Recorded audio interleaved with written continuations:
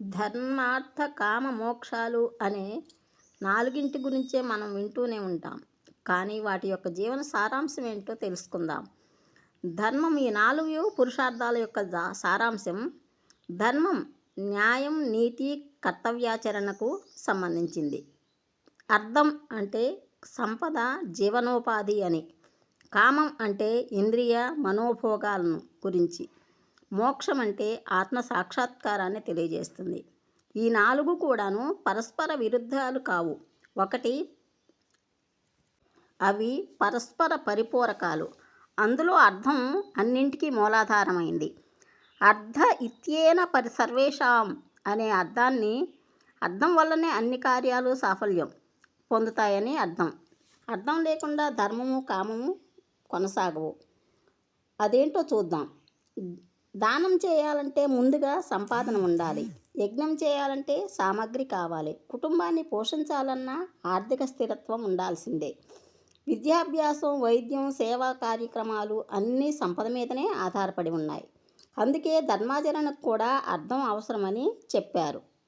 ఈ సంపదలోనే సంపద సద్వినియోగం, దుర్వినియోగం, నిరుపయోగం అనే మూడింటిని తెలుసుకుందాం. సద్వినియోగం అంటే తాను అనుభవించటం, అర్హులైన వారికి దానం చేయటం, సమాజ హితానికి వినియోగించటం మొదలైనవి. దుర్వినియోగం అంటే అర్హత లేని వారికి ఇవ్వటం, అధర్మ కార్యక్రమాలకు వెచ్చించటం, అహంకారాన్ని ప్రదర్శించటం కోసం ఖర్చు చేయటం ఇలాంటివి.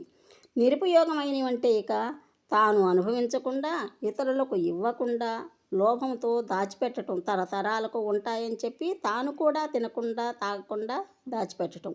సంపద ప్రవాహంలో ఉన్నప్పుడు మాత్రమే పుణ్యప్రదం అవుతుంది. అది నిలిచిపోయిన నీరు ఎలా చెడిపోతుందో అలాగే నిలిచిపోయిన ధనం కూడా శాంతినివ్వదు, తెలుసుకోండి. సంపద, దానిలో మిత్రత్వం, బంధుత్వం అనేది రామాయణ యుద్ధకాండలో వర్ణించారు. ఎలా అంటే సంపద లేని స్థితిని ఎండిపోయిన చెరువులతో పోలుస్తారు. సంపద ఉన్న చోటే బంధువులు చేరతారు. ఐశ్వర్యవంతుణ్ణి లోకం కీర్తిస్తుంది. కానీ సంపద కోసమే మానవత్వాన్ని కోల్పోయిన వారిని లోకం ద్వేషిస్తుంది. అది మాత్రం గుర్తుపెట్టుకోవాలి. వాలి రామునితో అన్నారంట, భూమి, బంగారం, అధికారం కలహాలకి మూలమవుతాయి జగత్తులో అని.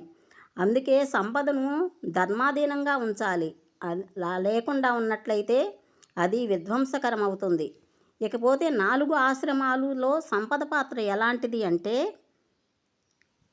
భారతీయ జీవన విధానం ప్రకారం బ్రహ్మచర్యం, గృహస్థాశ్రమం, వానప్రస్థం, సన్యాసం అనే 4 ఆశ్రమాలు మనకు తెలుసుకుంటాం. బ్రహ్మచర్యంలో విద్య అనే ధనాన్ని సంపాదించటం బ్రహ్మచర్యంలో సాధ్యమవుతుంది. ఇకపోతే గృహస్థాశ్రమంలో సంపద సృష్టించటం, కుటుంబాన్ని పోషించటం, దాన ధర్మాలు చేయటం ఇవి గృహస్థాశ్రమానికి సంబంధించినవి. ఇక వానప్రస్థం సంపాదించిన ధనాన్ని వారసులకి అప్పగించటం, యోగ సాధనకి వెళ్ళటం. ఇకపోతే సన్యాసాశ్రమం భౌతిక సంపదనంతా కూడా విడిచిపెట్టి విరక్తి చెందిన వాళ్ళై మోక్ష సాధన కోసం వెళ్ళటం. ఈ 4 కూడా గృహస్థాశ్రమమే అన్నింటికీ మూలాధారం అయ్యింది. ఇతర ఆశ్రమాలన్నీ కూడా గృహస్థుని సంపాదనపైనే ఆధారపడి ఉన్నాయి. దీనిలో ముఖ్యమైన సూత్రం, ఆర్య సాధన ధర్మాభిముఖమైతే శ్రేయస్సు కలుగుతుంది, కామాభిముఖమైతే దుర్గతి పాలవుతుంది. సంపద ధర్మానికి సేవకురాలైతే అది ఆశీర్వాదాన్ని పొందుతుంది. అదే సంపద కామానికి బానిసైతే అది శాపంగా పరిగణిస్తుంది.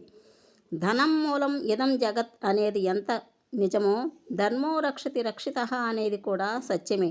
సంపదకు ధర్మరక్షణ అవసరం, ధర్మానికి సంపద ఆధారం అవసరం. ఈ 2 సమతుల్యంగా నడిస్తేనే మోక్ష మార్గం సులభం అవుతుంది. ఈ వీడియో నచ్చినట్లయితే సబ్స్క్రైబ్ చేసుకొని లైక్ చేయండి, షేర్ చేయండి. Thank you for watching.